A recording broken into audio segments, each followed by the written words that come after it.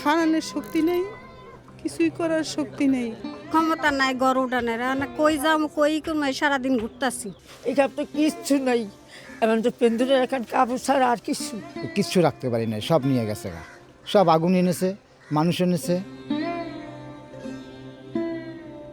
প্রায় 1 মাস আগে রাজধানীর করাইল বস্তিতে ভয়াবহ আগুনের ঘটনা ঘটে।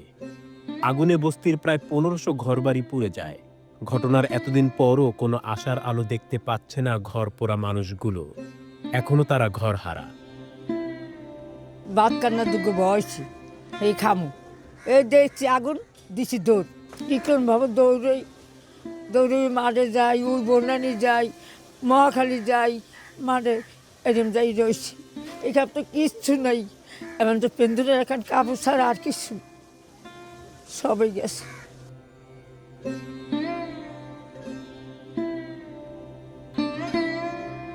যদি সাহায্য মাহায্য পাই তাহলে খাই, নাইলে তো ওই রুটি পিঠা এসব কিনা কিনা রাইতে খাই।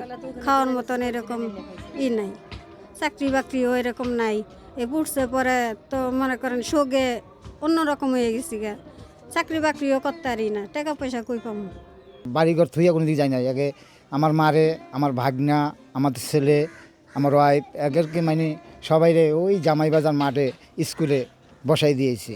আর নিজে এসে এখানে ঘর পাহারা দিতে আসি, নিজের জিনিসপত্র পাহারা দিতে আসি। কিন্তু তারপরও পাহারা দেওয়া কোনো লাভ হইল না। তারপরও কিচ্ছু রাখতে পারি না, সব নিয়ে গেছে গা।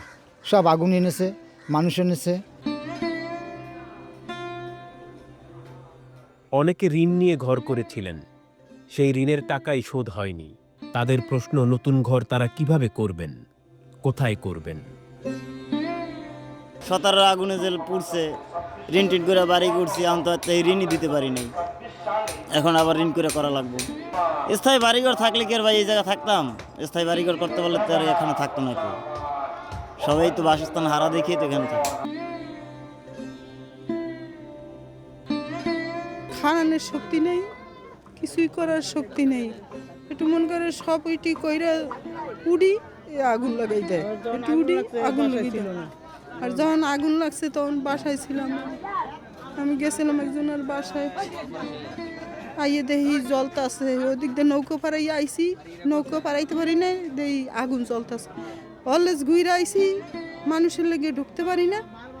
আইতে আইতে যা ঘরে যা কিছু আসিল সব ঘুরে ছাই।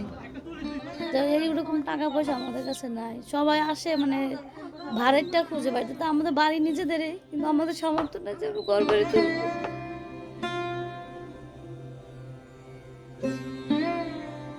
অবশ্যই আমার বাচ্চারা সেভেনে পড়ে, ফাইনাল পরীক্ষার সময় বই খাতা সব পড়ে গেছে গা, কিন্তু আমাদের দাঁড়ানোর কোনো পথ নাই। আমার 2 বাচ্চা, একটা বাচ্চা 1 বছর বয়স। শীতের ভিতর থাকতে আমাদের খুব অসুবিধা হয়। খোলা আকাশের নিচে থাকা বস্তিবাসী তাকিয়ে আছেন সরকার ও বিত্তশালীদের দিকে।